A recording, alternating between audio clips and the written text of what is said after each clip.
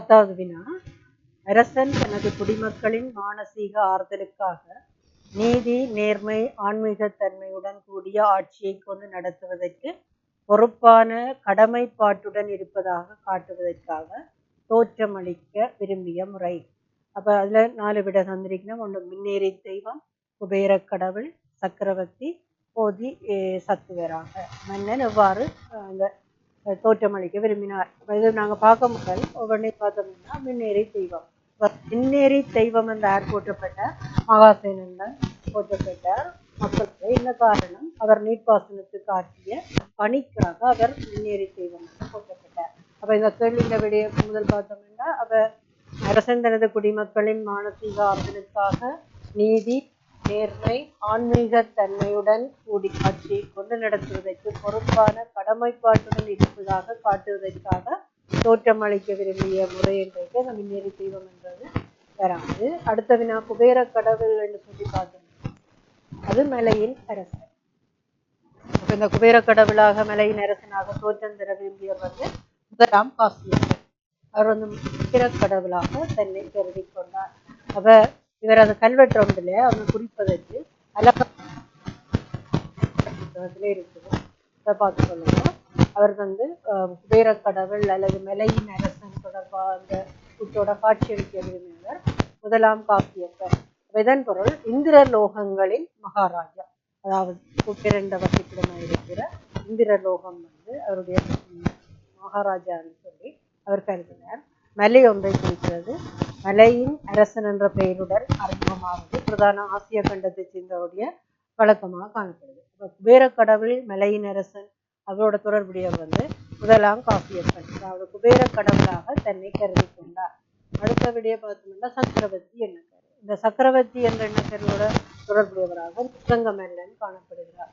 அப்ப அவர் கல்வெட்டுக்கள்ல காளிங்க சக்கரவர்த்தி பெருமான், காளிங்க சக்கரவர்த்தி பெருமான் என்று சொல்லி இந்த சொற்றொடரை பயன்படுத்தி இருக்கிறார். அப்ப சக்கரவர்த்தி என்பதோட தொடர்புடையவராக காணப்படுறது நிசங்க மல்லன். அடுத்தது போதிசத்துவர் என்ற எண்ணக்கர். மனிதர்களின் கடவுள் ஆட்சி செய்யும் போது அவர்கள் ஆண்டவனாகவோ போதிசத்துவராகவோ தோற்றமளிக்க விரும்புவதர். அப்ப இது தொடர்பான விவரம் காணப்படுறது தம்புள்ளை விகாரை கல்வெட்டில. குட்டகண்ண அபியமன்னன் தன்னை அறிமுகப்படுத்தி இருப்பது நரேஸ்வர அல்லது நெரயீஸ்வர என்ற பெயர்ல தன்னை அறிமுகப்படுத்தி இருக்கிறார். அப்ப இந்த பெயர் பொருள் வந்து மனிதர்களின் கடவுள், போதிசத்துவ எண்ணக்கர்.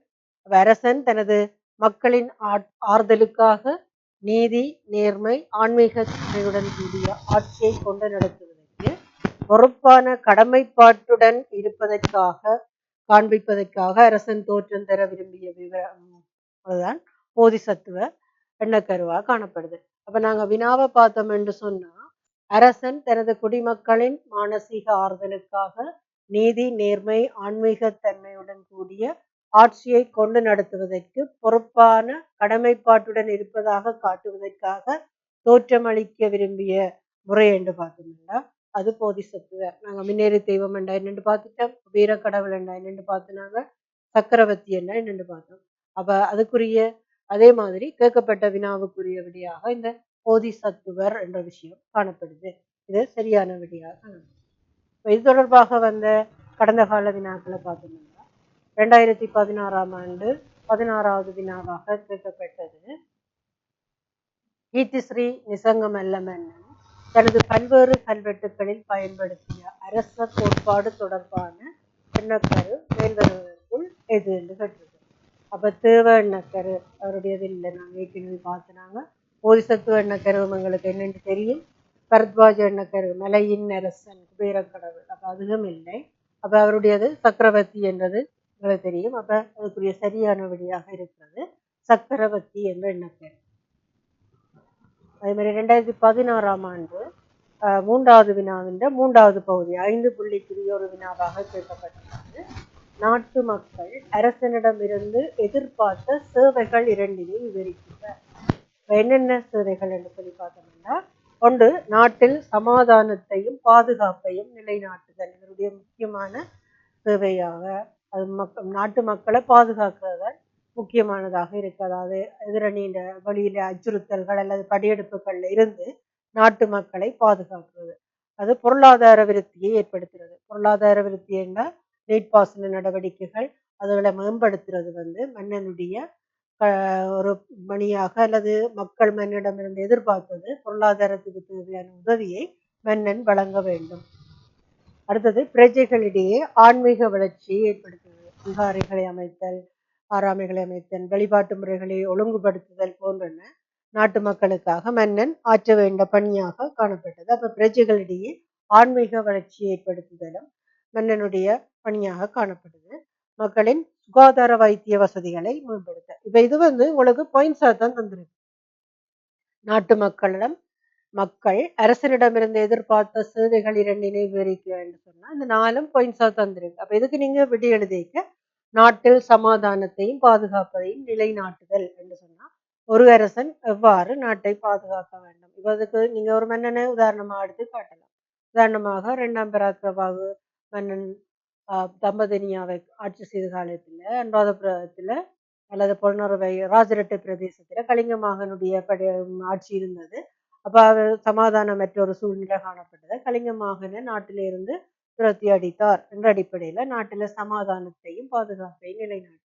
இதுக்கு விஜயபாகுவை நீங்க வச்சுக்கொண்டு 1ஆம் விஜயபாகுவை வச்சுக்கொண்டு நீங்க அதுக்கும் எழுதக்கூடியதாக இருக்கும். அப்படி உதாரணம் போட்டு எழுதினீங்கன்னா உங்களோட 5 புள்ளியும் உங்களுக்குரியதாக காணப்படும்.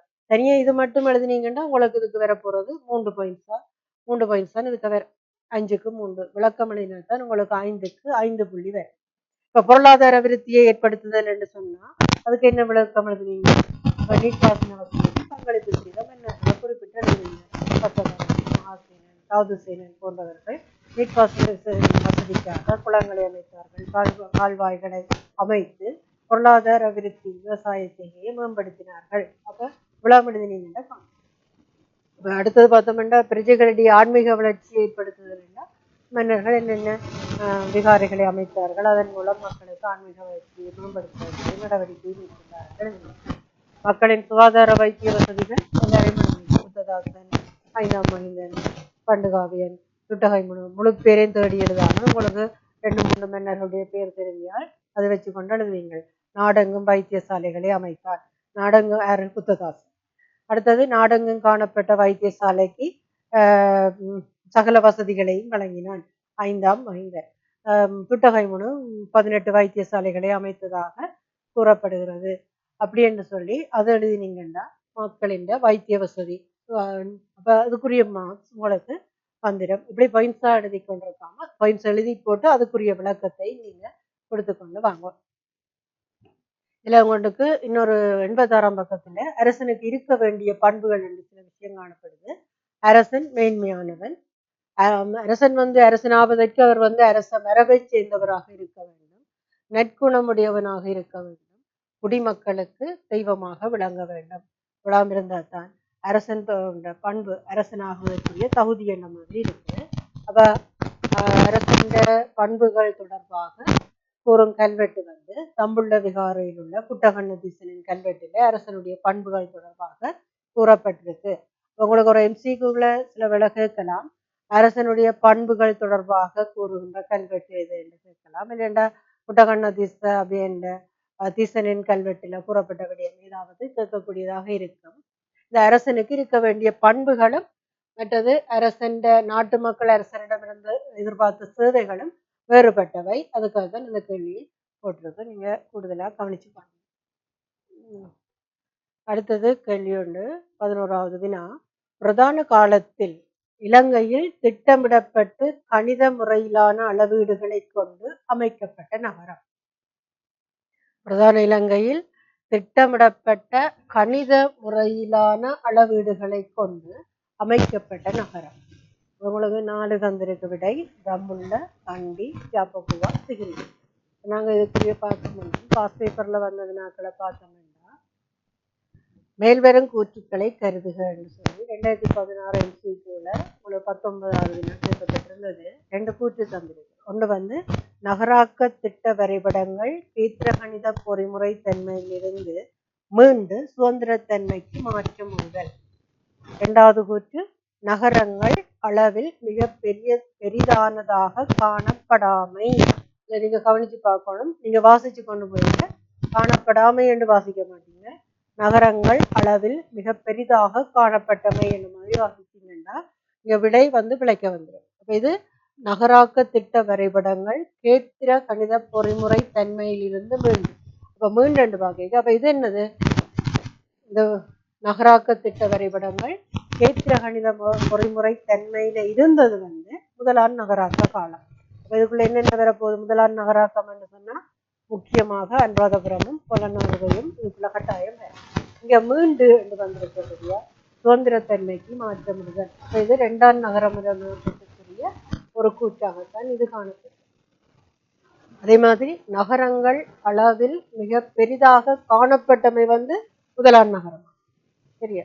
அப்ப இங்க இருக்கு என்ன? காணப்படாமை. காணப்படாமை இரண்டாம் நகரம். அப்ப இதுல நீங்க விடையெடுக்க முன்னும் இது ரெண்டு கூற்றும் எங்க சம்பந்தப்பட்டிருக்கு? இரண்டாம் நகரமயமாக்கத்தோட சம்பந்தப்பட்டதாக காணப்படும். அப்ப இதுக்குரிய விடி என்று பார்த்தோம்னா அனுராதபுரம் புலனறுவை இது ரெண்டும் முதலாம் நகரமயமாக்கக்கூடிய காரணம். அனுராதபுரமும் தம்பதினியாம் என்று பார்த்தோம்னா அனுராதபுரம் முதலாம் நகராக்கம், தம்பதினியா இரண்டாம் நகரமயமாக்கமா காணப்படுது. இங்கால தம்பதினியாவும் ஜாப்பகுவாவும் புலனறுவையும் குருநாகலும் என்று பார்த்தோம்னா புலனறுவை முதலாம் நகரமயமாக்கம், குருநாகல் இரண்டாம் நகரமயமாக்கம்.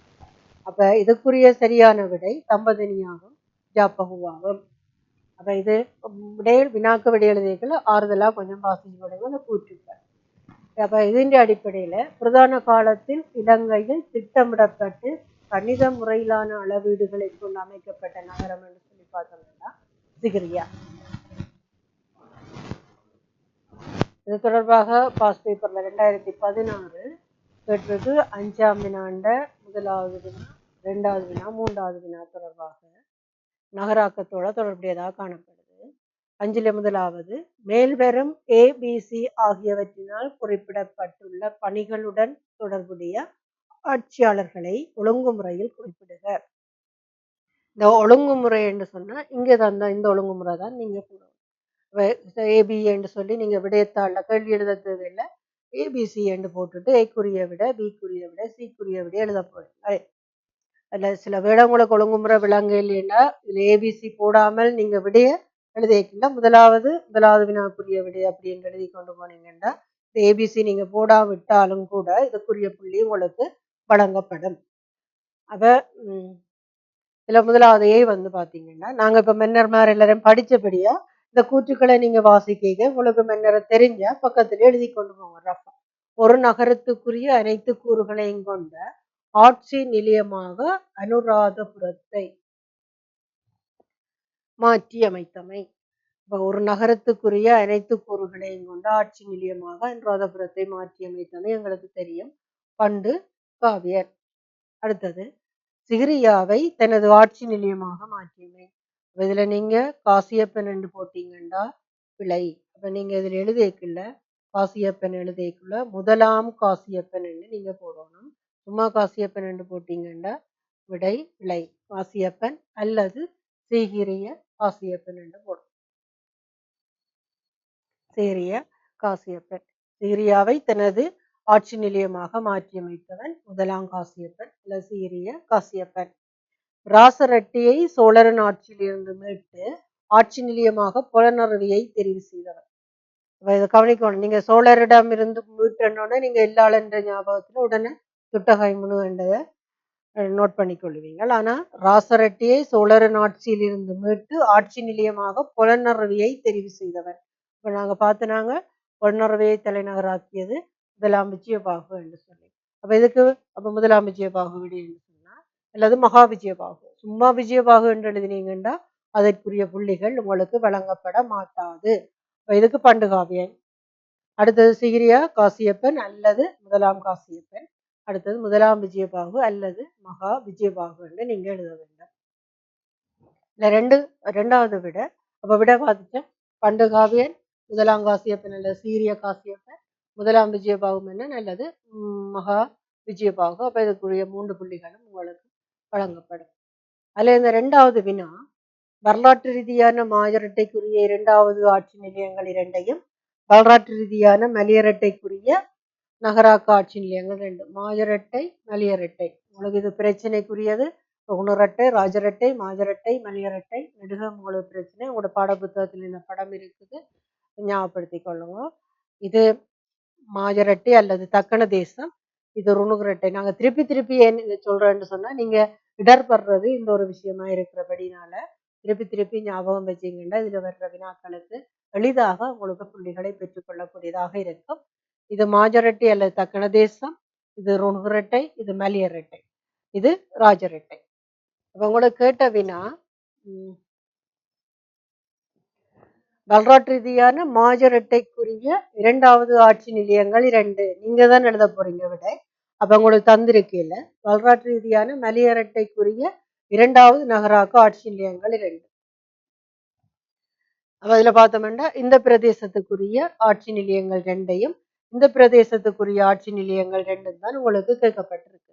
அப்ப இதுக்குள்ள 2ஆம் நகரமயமாக்கத்துக்குரியது ஜாப்பகுவா, தமதனிய, ஜாப்பகுவா, குருநாகல், கோட்டை, கோட்டையிலிருந்து பிரிஞ்ச ரைகம, சீதவாக்கு எல்லாமே வந்து இங்க இருக்கு. இந்த மாஜரட்டை பிரதேசம் அல்லது தக்கண தேசத்துக்குள்ள உள்ளடங்கப்பட்டிருக்கு. இங்கே வந்து பார்த்தோம்னா கண்டியும் கம்பள ராசதானியும் வந்து மலையரட்டைக்குரியதாக காணப்படுது. இதுல பார்த்தோம்னா ஜாப்பகுவா, குருநாகல், தம்பதனிய, சீதவாக்கு, ரைகம, கோட்டை விளம் வந்து எங்க வந்து இருக்குது, மாஜரட்டை அல்லது தக்கண தேசத்துக்குரியதாக காணப்படுது. இதுல நீங்க ஏதாவது 2 எழுதினீங்கன்னா உங்களுக்கு 2 புள்ளிகள் வழங்கப்படும். அடுத்த வினா என்று பார்த்தோம்னா மலையரட்டைக்குரியது.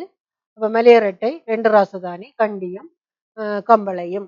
இந்த பழைய பேர்கள் நீங்க எழுதினாலும் உங்களுக்கு புள்ளி வழங்குகிறார்கள். அதுல தம்பதனியா, குருநாகல், ஜாப்பகுவா, கோட்டை, ரைகம, சீதவாக்கு இது வந்து மலையரட்டைக்குரியது அல்லது தக்கண தேசத்துக்குரிய ராசதானியாக காணப்படுது. அடுத்தது மலைகளோட மலையரட்டைக்குரியது கம்பளை அல்லது கந்தசிரிபுரம் என்று நீங்க எழுதினாலும் அதுக்கு புள்ளி வழங்குகிறார்கள். அடுத்தது கண்டி அல்லது செங்கடகலை என்று எழுதினாலும் அதற்குரிய புள்ளி உங்களுக்கு வழங்கப்படுகின்றது. இதுல கேட்கப்பட்டது 3வது கேள்வி 5 புள்ளிகளுக்குரியது. இரண்டாவது நகராக்க காலத்தில் ஆட்சி நிலையங்களை தெரிவு செய்வது தொடர்பில் செல்வாக்கு செலுத்திய அடிப்படை காரணிகள் 2ஐ விளக்குக. இந்த 2வது நகராக்கம் ஏன் ஏற்பட்டதுன்னு உங்களுக்கு தெரியும். கலிங்கமாகனுடைய படையெடுப்பு, ராசரட்ட நாகரிகம், பொருணர்வ வீழ்ச்சியடைந்த பிற்பாடு இந்த 2வது நகரமயமாக்கத்துல தலைநகரங்கள் கணக்க மாற்றம் அடையுது. உங்களுக்கு தெரியும், அந்த பொல்லாத தங்க யானை குட்டிக்கு கடுங்கோபம் என்று சொல்லி பார்த்தீங்கன்னா தம்பதனியா, ஜாப்பகுவா, குருநாகல், கம்பளை, கோட்டை. அப்ப இந்த ராசதானிகள் தெரிவு செய்வதில் செல்வாக்கு செலுத்திய காரணி கொண்டு பாதுகாப்பு. கூடுதலா பார்த்தீங்கன்னா தம்பதனியா, ஜாப்பகுவா எல்லாம் இந்த உயரமான பிரதேசங்கள் ஏற்பட்டிருக்கு. அப்ப பாதுகாப்பு தான் வேண்டும் முக்கியமானதாக இருக்கும். இப்ப மழை நீரை நம்பிய நெல் வேளாண்மை, இங்க வந்து குளங்கள் அமைக்க வேண்டிய தேவை இருக்குல்ல. அப்ப அங்க கொண்டு நெல் வேளாண்மை செய்யக்கூடியதாக இருந்தது.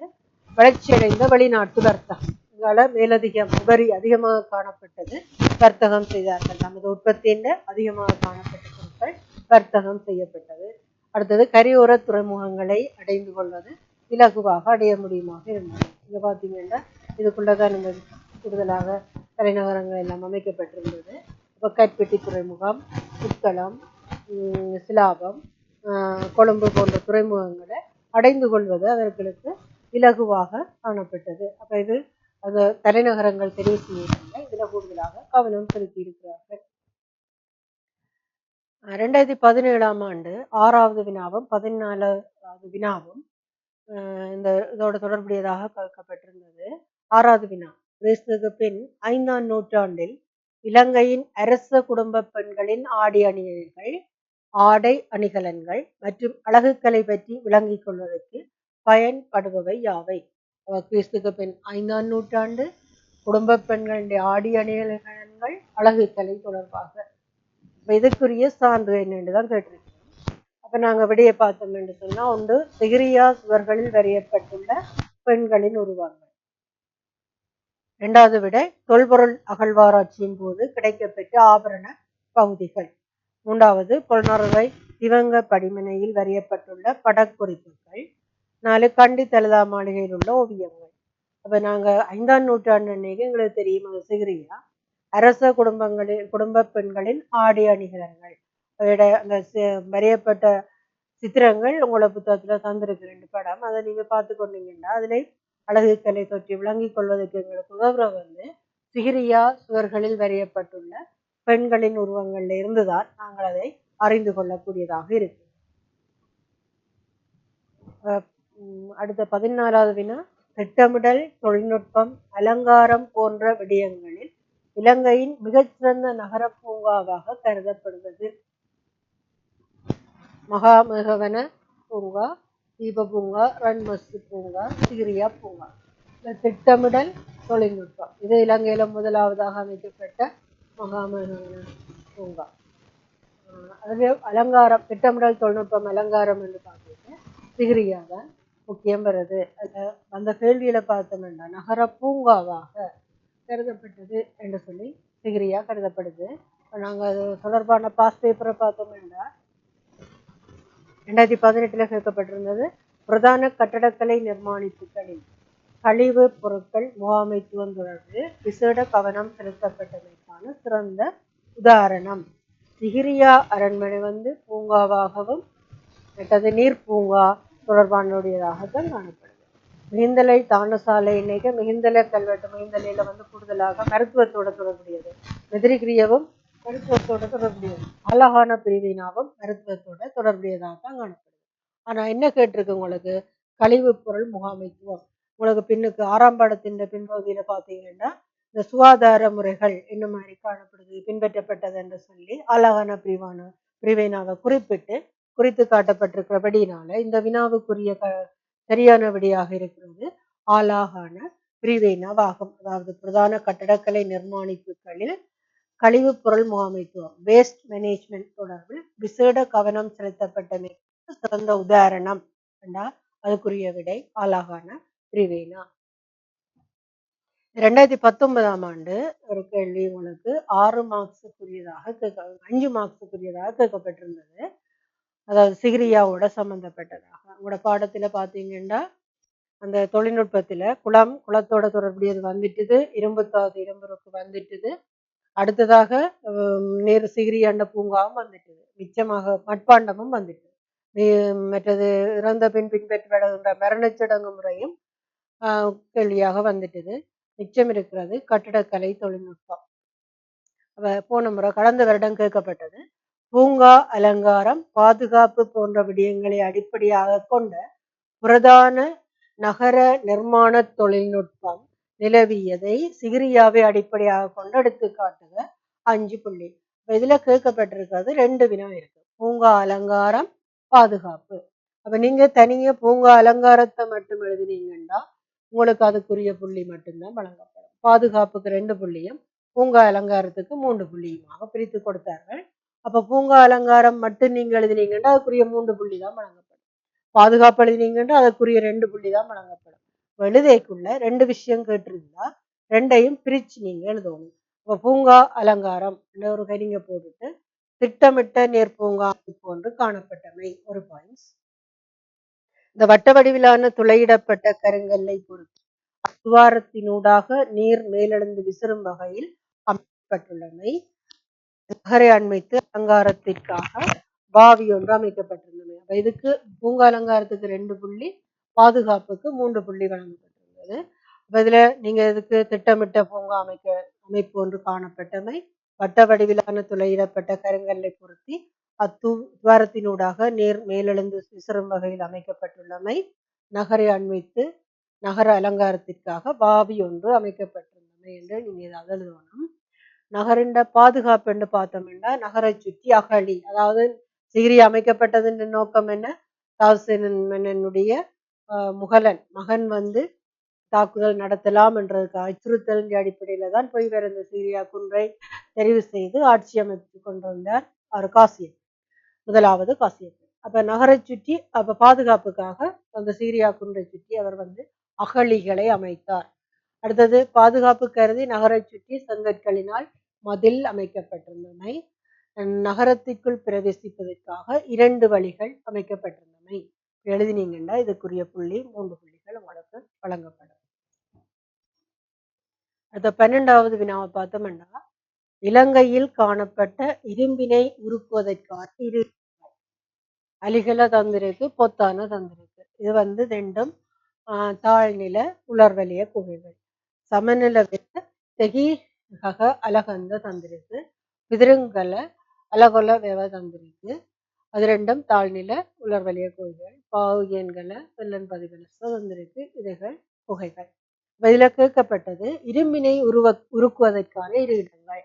உங்களுக்கு தெரியும், சமநில வெவ தெகிகக அலகந்த. இந்த சமநில பகுதியில என்னென்று இரும்பு உருக்கப்பட்டது? இயற்கையாக வீசுகின்ற காற்றை அடிப்படையாக கொண்டு இந்த இரும்பு உருக்கப்பட்டது என்று நீங்க பார்த்துனீங்க தெரியும், கூட பாடப்புத்தகத்துல இருக்குது. அதுக்கு பயன்படுத்தப்பட்டது மரங் என்ற மரம் பயன்படுத்தப்பட்டது. அது கிராம வழக்குல ஜடாங் அல்லது இரும்பு மரம் என்று சொல்லி அழைக்கிறேன்னு நாங்க பார்த்துனாங்க. இந்த மரத்தின் கறி எடுத்து பாவித்து இரவுல வீசுற காற்றின் அடிப்படையில இந்த சமநில பிரதேசத்துல இரும்பு உருக்கப்பட்டது. இந்த தெகிகக அலகந்த என்ற பிரதேசத்துல இரும்புரை சொல்லி பாவிக்கீங்க தானே, அது அந்த அடிப்படையில தான் இங்க தெய்வீக அலகந்த என்ற இடத்துல இரும்புருக்கு பயன்படுத்தப்பட்டது. இதுல பாஸ் பேப்பரை பார்த்தோம்னா, பண்டைய இலங்கையில் வளர்ச்சியடைந்த பிரித்தெடுக்கும் தொழில்நுட்பம் காணப்பட்டதாக தொல்பொருளியல் சான்றுகள் கிடைக்கப்பெற்றுள்ள 2 இடங்களை குறிப்பிடுக. 2017 ஆண்டு பகுதி 2 4வது வினா 4வது பகுதி கேட்கப்பட்டிருந்த வினா 2 AB என்று சொல்லி 2 பிரிச்சு கேட்டிருந்தார்கள். பி பகுதி அவ்விடத்தில் இரும்பு பிரித்தெடுக்கப்பட்ட விதத்தை சுருக்கமாக குறிப்பிடுக. விளக்கம் இல்லை, குறிப்பிடுக தான் கேட்டிருக்குது. அதன் அடிப்படையில முதலாவது வினா பார்த்தீங்கன்னா, பண்டைய இலங்கையின் வளர்ச்சியடைந்த இரும்பு பிரித்தெடுக்கும் தொழில்நுட்பம் காணப்பட்டதாக தொல்பொருளியல் சான்றுகள் கிடைக்கப்பெற்றுள்ள 2 இடங்கள். அப்ப 2 இடங்கள் என்று பார்க்க, ஒன்று பலாங்கோட சமநில வெவ பிரதேசம், அதாவது சிகிரியா அலகொலவெவ தெகிகக பிரதேசம், தெகிகக அலகந்தை பிரதேசம். 2 எழுதினீங்கன்னா உங்களுக்கு 2 புள்ளிகள் வழங்கப்படும். 2 புள்ளியும் வேணும். அவ்விடத்தில் இரும்பு பிரித்தெடுக்கப்பட்ட விதத்தை சுருக்கமாக குறிப்பிடுக. அப்ப இரும்பு தாது படிந்துள்ள கற்களை துண்டுகளாக்கி அதனை களிமண்ணாலான அடுப்புகளில் இட்டு அதன் மேல் கரியிட்டு மாலை நேரத்தில் தீ மூட்டப்படும். அடுத்த நாள் அதிகாலை வரை வீசும் காற்று மூலம் அடுப்பு எரிந்து இரும்பு பிரித்தெடுக்கப்பட்டது. அந்த கரி வந்து மரங்கன்ற மரம், நாங்க ஏற்கனவே பார்த்தோம். அந்த மரம் அது இன்றைக்கும் இரும்பு மரம் என்று அந்த பிரதேசவாசிகள் அழைக்கிறார்கள். அதுல கெமடைட் என்ற இரசாயன பொருளுடைய கற்கள் பயன்படுத்தப்பட்டது என்று சொல்லி கூற்று காணப்படுது. உங்களோட பாடப்புத்தகத்தில் இது தொடர்பான விடைகள் காணப்படுது. அடுத்தது 2வது, இரும்பு சூளைகள் எரிவதற்கான வழி ஊதுளை மூலம் பெற்றுக் கொள்ளப்பட்டது. அது எங்க அந்த ஊதுளை பயன்படுத்தினார்கள் என்றால் தெகிகக அலகந்த பிரதேசத்துல. அப்ப சமநில பிரதேசத்துல வந்து இயற்கையாக வீசுற காற்று தான் பயன்படுத்தினார்கள். சமநில பிரதேசம் இயற்கையாக வீசுகின்ற காற்றை பயன்படுத்தித்தான் இரும்பை உருக்கினார்கள். ஆனால் இங்க தெகிகக அலகந்த பிரதேசத்துல ஊதுளை என்ற சாதனம் மூலம் இந்த இரும்பு உருக்கப்பட்டது. இதுல 13வது வினா, இலங்கையில் பிரதான காலத்தில் நடைமுறைப்படுத்தப்பட்ட படுகொலை சட்டம் என்பது. உங்களுக்கு தெரியும், இலங்கையில பல சட்டங்கள் நடைமுறைப்படுத்தப்பட்டிருந்தது. அதுல கேட்கப்பட்டிருக்கிறது படுகொலை சட்டம் என்றால் என்ன என்றுதான் உங்களுக்கு கேட்கப்பட்டிருக்கு. முதலாவது விட வந்திருக்கு, குற்றவாளிகளை தூக்கில் இடப்பட்டமையை குறிக்கிறது. தூக்கில் இடப்பட்டமையை குறிக்கிறது. 2வது விடை மிருகங்களை கொல்லக்கூடாது என்பதை குறிக்கிறது. 3வது அரசனுக்கு துரோகம் செய்தவர்களுக்கு வழங்கப்பட்ட தண்டனைகளை குறிக்கிறது. 4வது போயா தினத்தில் வர்த்தக நடவடிக்கையில் ஈடுபட்டவர்களுக்கு வழங்கப்பட்ட தண்டனையை குறிக்கிறது என்று சொல்லி 4 விடை வந்திருக்கு. அப்ப உங்களுக்கு குற்றவாளிகளை தூக்கிலிட்டப்பட்டமைக்கு படுகொலை சட்டம் என்று சொல்லல, போயா தினத்தில் வர்த்தக நடவடிக்கையில ஈடுபட்டவர்களுக்கு உங்களுக்கு தெரியும் என்னது, மகியங்கன விகாரைக்கு எண்ணெய் வரி செலுத்த வேண்டும் என்று கூறப்பட்டது என்று சொல்லி உங்களுக்கு இது கோபட்டிகம கல்வெட்டு என்று சொல்லி நீங்க படிச்சிருங்க. அப்ப இதுவும் தெரியும். அரசனுக்கு துரோகம் செய்தவர்களுக்கு வழங்கப்பட்ட தண்டனை வந்து எங்களோட பாடப்புத்தகத்துல அது குறிப்பா காணப்படல. மிருகங்களை கொல்லக்கூடாது என்பதனை குறிக்கிறது. படுகொலை சட்டம் என்பது மிருகங்களை கொல்லக்கூடாது என்பதை குறிக்கிறது. இந்த சட்டங்கள் தொடர்பாக நாங்க பார்த்தோம்னா பாஸ் பேப்பர்ல 2016 கேட்டிருக்கு.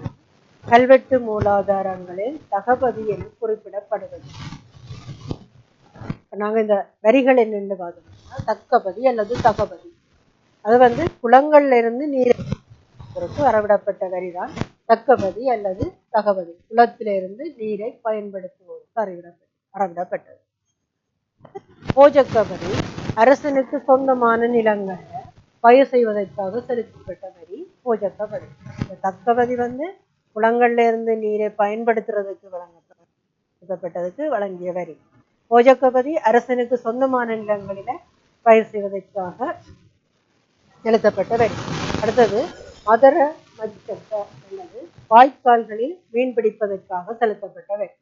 வாய்க்கால்களில மீன்பிடிப்பதற்காக செலுத்தப்பட்ட வரிதான் மதர மஞ்சக்க. இன்னொரு வரி காணப்படுது மத்ரிக்க மத்சய பாகைய என்ற ஒரு வரி காணப்படுது. அது குளங்கள்ல வயலை நோக்கி வருகின்ற சிறு வாய்க்கால்கள்ல மீன்பிடித்தலுக்காக அரசாங்கத்தால விதிக்கப்பட்ட வரி. இப்ப 4 வரி இதுல பார்த்திருக்கோம். தக்கபதி அல்லது தகபதி, போஜக்கபதி, மதர மஞ்சக்க, மாத்திரிக்க மன்சய பாகைய, 4 வரி. இதை விட அடுத்த வரி ஒன்று பார்த்தோம்னா சுங்கவரி. அது வெளிநாடுகளுக்கு பொருட்களை இறக்குமதி செய்யும் போது துறைமுகங்கள்ல அறவிடப்பட்ட வரி சுங்கவரி. பொருட்களை கொண்டு வரைக்குள்ள வரி செலுத்த வேணும். அது சுங்கவரி எனப்பட்டது. துறைமுகங்கள்ல அறவிடப்பட்ட வரி சுங்கவரி. அடுத்தது எண்ணெய் வரி. அது கோப்பட்டிகம சந்தை உங்களுக்கு தெரியும். அதுல என்னது போயா தினங்கள்ல வியாபாரம் செய்யக்கூடாது. அவ்வாறு வியாபாரம் அவர்கள் செய்வார்களாக இருந்தால் அவர்களுக்கு தண்டமாக பணம் வசூலிக்கப்பட்டு மகியங்கனை விகாரைக்கு விளக்கரிப்பதற்காக எண்ணெய் வழங்கப்பட வேண்டும் என்று இருந்தது. அது எண்ணெய் வரி என்று அழைக்கப்பட்டது. இதை விட இன்னும் 2 வரிகள் கெதியட கெட அணுக என்று 2 காணப்பட்டது. அது சேனை பயிற்சிகளில் ஈடுபடுறவர்களுக்கு வழங்கப்பட்ட வரியாக காணப்பட்டது. அது நிசங்க மல்லன் பொன்னார்வை ஆட்சியாளர் நாங்கள் பார்த்தினாங்க. அவர் இந்த வரியை நீக்கினார். அப்ப உங்களுக்கு எம்சிக்குள்ள ஒரு வினா வரைக்குள்ள வரலாம். சில வேளை கெதியட கெடுகணுக என்ற சேனை பயிற்சிக்கு விதிக்கப்பட்டிருந்த வரியை நீக்கிய புலனறுவை ஆட்சியாளன் என்று சொல்லி கொடுத்திருந்தா அந்த அனுராதபுர ஆட்சியாளர்கள் எல்லாம் வரைக்குள்ள நீங்க தெளிவாக இருந்து நிசங்க மன்னனை தெரிவு செய்ய வேண்டியதா இருக்கும். இது இந்த அதுக்குரிய வினாக்குரிய நாங்கள் விடையை பார்த்தோம் என்று சொன்னா கல்வெட்டு மூலாதாரங்களில் தகபதி என குறிப்பிடப்படுவது தானிய வரியோ இல்லை. மற்ற துறைமுக வரி என்றால் அது சுங்க வரி என்று வந்திருக்கணும். அப்ப இது தகபதி கேட்டிருக்கு. மீன் வரியும் இல்லை. அப்ப இதுக்குரிய சரியான விடையாக நாங்கள் நீர் வரி என்பதை தெரிவு செய்யணும். அப்ப தானிய வரி இல்லை. அப்ப மீன் வரி என்றா என்ன, துறைமுக வரி என்றா என்ன எங்களுக்கு தெரியும். அப்ப இதுக்குரிய சரியான விடை நீர் வரி ஆகும். இது தொடர்பாக 2017 ஒரு வினா கேட்கப்பட்டிருக்கிறது. பண்டைய சமூகத்தில் குற்றவாளி ஒருவர் ஊரில் மறைந்திருக்கும் வேளையில் அவரை பிடித்து கொடுக்கும் பொறுப்பு வழங்கப்பட்டிருந்தது. இப்ப கமிகவுக்குரிய பணிகள் எங்களுக்கு தெரியும். தசகம் ஏத்தெண்டாக்குரிய பணிகள், தசகம் அந்த 10 கிராமங்கள் அந்த பொறுப்பா இருந்த அவைக்கு வழங்கப்பட்டதா அல்லது பெருமகவுக்கு வழங்கப்பட்டதா? அது ஊரில் உள்ள அனைவருக்கும் தான் அது பொறுப்பு. குற்றவாளியை ஊரில் மறைந்திருக்கும் வேளையில அவரை பிடித்து கொடுக்கிறது ஊரில் உள்ள அனைவருக்கும் பொதுவாக இருந்தது. அவர்கள் அந்த குற்றவாளியை பிடித்து கொடுக்கும் வரை அவர்களிடமிருந்து ஒரு வரி அறவிடப்பட்டது. அது உள்ளூர் தண்டப்பணம் என குறிப்பிடப்பட்டது. அப்ப குற்றவாளி ஒருவர் ஊரில் மறைந்திருக்கும் வேளையில அவரை பிடித்து கொடுக்கும் பொறுப்பு யாருக்கு இருக்குன்னா கிராமத்தில் இருக்கிறதோ அல்லது அந்த பிரதேசத்தில் இருக்கிற அனைத்து மக்களுக்கும் அது சொந்த பொறுப்பாக காணப்படுது. இதே வினா 2019 15வது வினாவாக கேட்கப்பட்டிருந்தது. மறைந்திருக்கும் குற்றவாளியை கண்டுபிடிப்பதற்கு முன்னிய ஆட்சியாளர்கள் கண்டுபிடித்த உத்தி என்ன உத்தி என்று கேட்டிருக்கணும். ஒன்று, குற்றவாளியின் குடும்ப உறுப்பினர்களை கைது செய்கிறது. அது கைது செய்யறதால யோசனை இல்லை. குற்றவாளியை கைது செய்யும் வரை அவன் வாழ்ந்த கிராம மக்களிடம் வரி அறவிடுதல். குற்றவாளி தொடர்பான தகவல்களை வழங்குவதற்கு பரிசு வழங்குதல். குற்றவாளியை பிடிப்பதற்கு முறையான உளவு சேவையை பயன்படுத்துதல். இதெல்லாத்தையும் விட குற்றவாளியை கைது செய்யும் வரை அவன் வாழ்ந்த கிராம மக்களிடம் வரி அறவிடுதல். அதான் பார்த்து நாங்க உள்ளூர் தண்டப்பணம். அந்த வரிக்கு பெயர் வந்து உள்ளூர் உள்ளூர் தண்டப்பண்.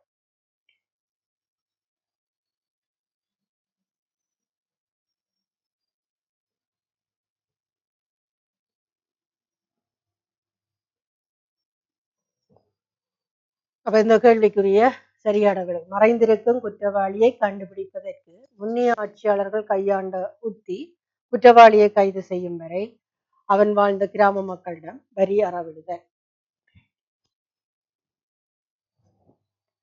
14வது கேள்வி நான்காம் மகிந்த மன்னனால் பொறிக்கப்பட்டதாக கருதப்படும் வேவல் வெட்டிய கல்வெட்டில் குறிப்பிடப்பட்டிருக்கும் விடயம். இலங்கையில் 3 போகங்களிலும் நெல் விளைவிக்கப்பட்டது என்பது. 2வது விடை நீர்நிலைகளில் வாழும் பறவைகளை கொல்லக்கூடாது என்பது. 3வது களவெடுத்தல் கொலை செய்தல் என்பன தொடர்பாக விதிக்கப்பட்ட தண்டனைகள். 4வது உரிய காலத்தில் பயிற்சிகையில் ஈடுபடாதவர்களுக்கு வழங்கப்பட வேண்டிய தண்டனைகள். இந்த 4 விடை தந்திருக்கு. இப்ப நாங்க இது தொடர்பா பார்த்தோம்னா நீதிமன்றம் தொடர்பான கல்வெட்டு கஜபாகுமன் என்ற சித்தில் பவத கல்வெட்டு. 4ஆம் மகிந்தன் தொடர்பாக கல்வெட்டு காணப்படுது. ஒன்று வந்து 4ஆம் மகிந்தன் வெஸ்கரிய கல்வெட்டு. அதுல என்ன கூறப்பட்டிருக்கு? குளங்களிலிருந்து நீர் பெறப்படும் நெல் தவிர பாசிப்பயறு விதைத்தல் கூடாது என்ற வெஸ்கரிய கல்வெட்டுல காணப்படுது. மேந்தலை சுவர் கல்வெட்டுல எருமை பசு ஆடு என்பவற்றை கொள்வோருக்கு மரண தண்டனை விதித்தல் என்பது காணப்படுது. வேவல் வெட்டிய சுவர் கல்வெட்டை களவு எடுத்தல் கொலை செய்தல் என்பன தொடர்பாக விதிக்கப்பட்ட தண்டனைகள் குறிப்பிட்டிருக்கு. அடுத்த ஆமண்டகாமினி மிருகங்களை படுகொலை சட்டம் எனப்பட்டது.